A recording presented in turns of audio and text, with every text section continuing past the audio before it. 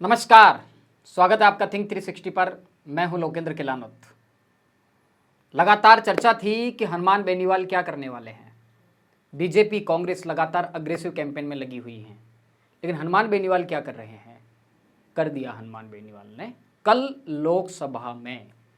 जिस तरह का भाषण हनुमान बेनीवाल का था और उसके बाद में अब जिस तरह की चर्चा राजस्थान की राजनीति में है, हनुमान बेनीवाल ने कल लोकसभा में अपने भाषण में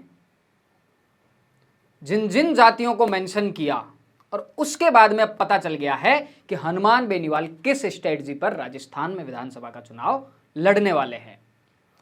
हनुमान बेनीवाल कुछ बोलें और उसमें कोई राजनीतिक समीकरण ना छुपा हो, यह भला कैसे हो सकता है?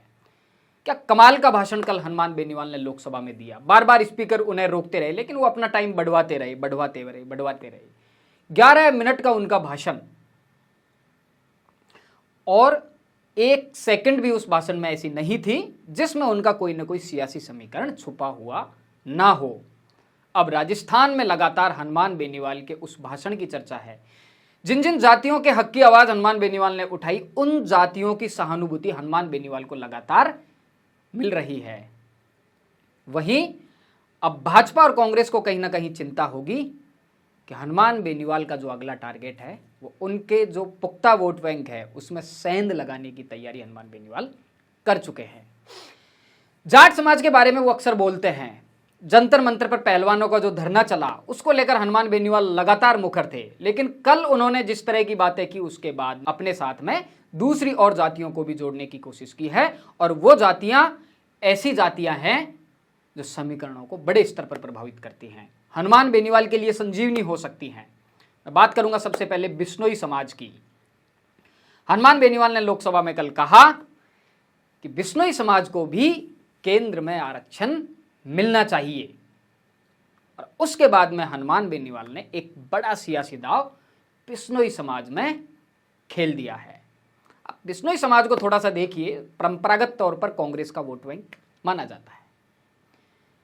हनुमान बेनीवाल ने एक और बात को कल मेंशन किया कि जो बिश्नोई पंथ बना उसमें 90-99% जो लोग थे वो जाट समाज से ही कन्वर्ट हुए थे, लेकिन उनके साथ में खून का रिश्ता है। ये बिश्नोई समाज पश्चिमी राजस्थान की दर्जनों विधानसभा सीटों को बड़े स्तर पर प्रभावित करता है। जोधपुर में हनुमान बेनीवाल बड़ा कैंपेन कर रहे हैं, और बिश्नोई जाति को साधने में अगर कामयाब हो जाते हैं तो हनुमान बेनीवाल यकीन मानिए कि जोधपुर की राजनीति में कोई बड़ा कमाल कर देंगे।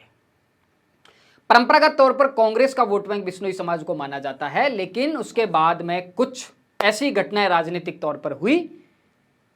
राम सिंह बिश्नोई बड़े छत्रप इस समाज के रहे हैं, कांग्रेस के नेता थे, उनके बहाने बिश्नोई समाज कांग्रेस से लगातार जुड़ा रहा।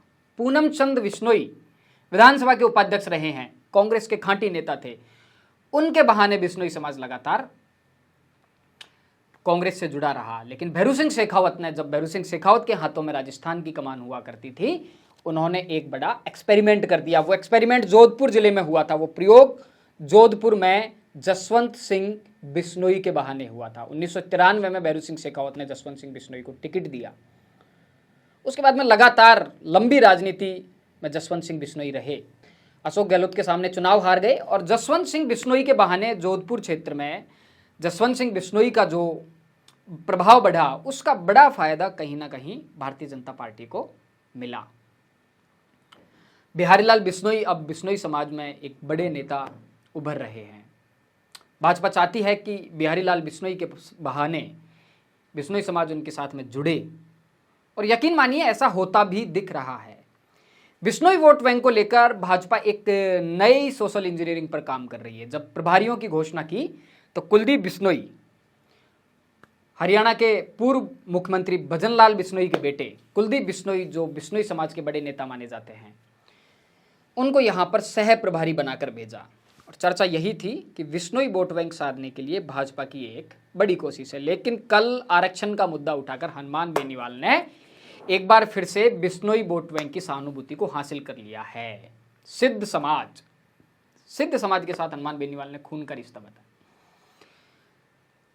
जसनाती सिद्ध जो होते हैं, जो जसनात हुए थे, उनके अनुयायी इस समाज को माना जाता है। बीकानेर में एक बड़ी संख्या है, श्रीगंगानगर में बड़ी संख्या है, और उस संभाग में हनुमान बेनीवाल लगातार बड़ी एक्सरसाइज कर रहे हैं। हालांकि राजनीतिक तौर पर सिद्ध समाज की कोई खास आइडेंटिटी राजस्थान में अभी तक क्रिएट नहीं हो पाई है, लेकिन ये एक बड़ी बात है कि हनुमान बेनीवाल ने उस समाज को कल देश की संसद में, लोकतंत्र के मंदिर में मेंशन किया, तो एक और बड़ा दाव हनुमान बेनीवाल ने यहाँ पर चल दिया है। और कायम खानी समाज, ये कायम खानी समाज कहाँ पाया जाता है? शेखावाटी में, हनुमान बेनीवाल के संसदीय क्षेत्र नागौर में, डीडवाना, लाडनू, कुचामन, परबतसर, ये वो सीटें हैं जहाँ की राजनीति को कायम खानी समाज प्रभावित करता है। ये हनुमान बेनीवाल का संसदीय क्षेत्र है।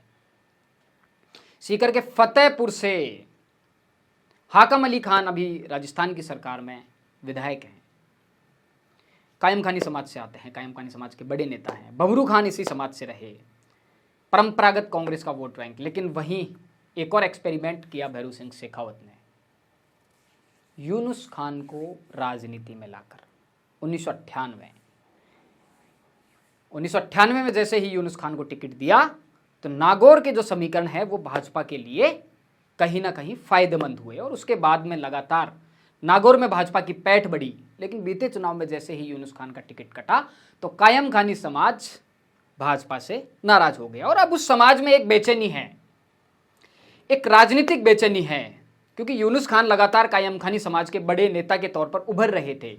एक साथ वो 3-4 सीटों को प्रभावित करते थे। लेकिन भाजपा से फिलहाल नाराजगी है, कांग्रेस के साथ जुड़ने का ऐसा कोई बहाना नहीं है। हनुमान बेनीवाल ने एक और चाल चल दी, कायम खानी समाज के लिए आरक्षण की मांग की, कायम खानी समाज को मेंशन किया। बात करेंगे गुर्जर समाज पर, वही गुर्जर समाज जो सचिन पायलट के लिए अग्रेसिव होता है।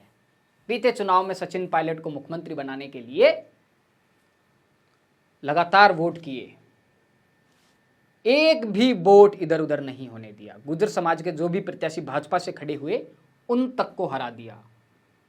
लेकिन उसके बाद में जो एक पूरा एपिसोड चला, अशोक गहलोत बनाम सचिन पायलट, और अब इस समाज में एक बार फिर से बेचैनी है।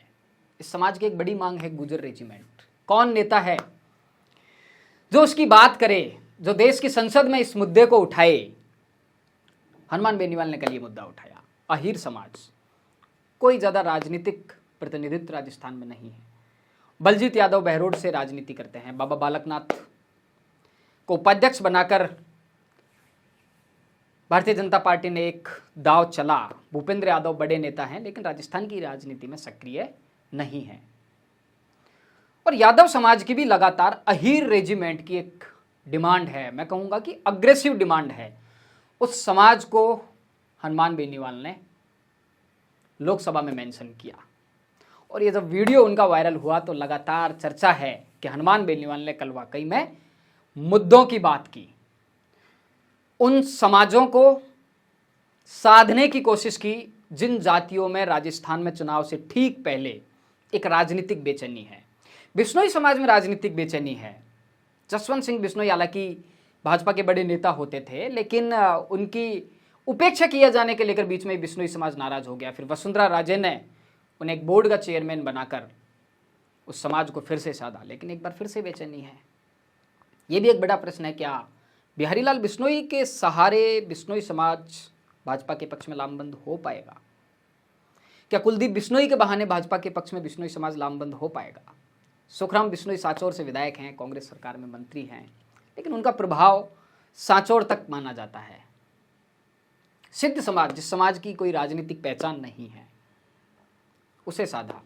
गुर्जर समाज, क्योंकि अब तय हो गया है कि राजस्थान का विधानसभा चुनाव अशोक गहलोत के नेतृत्व में होगा। अगर सचिन पायलट को नेतृत्व नहीं दिया जाता है तो इस बात पर जरूर प्रश्न चिन्ह लगता है कि क्या गुर्जर समाज इस बार कांग्रेस को वोट करेगा। उस समाज की बेचैनी को हनुमान बेनीवाल ने भापा, यादव समाज की बेचैनी को हनुमान बेनीवाल ने भापा, भाजपा से नाराज कायम खानी समाज की बेचैनी को हनुमान बेनीवाल ने भापा, और एक बार फिर साबित कर दिया कि हनुमान बेनीवाल जो बोलते हैं उसके पीछे कितने बड़े सियासी समीकरण होते हैं। राजस्थान के मुद्दों को जानने समझने के लिए जुड़े रहिए थिंक 360 के साथ। धन्यवाद।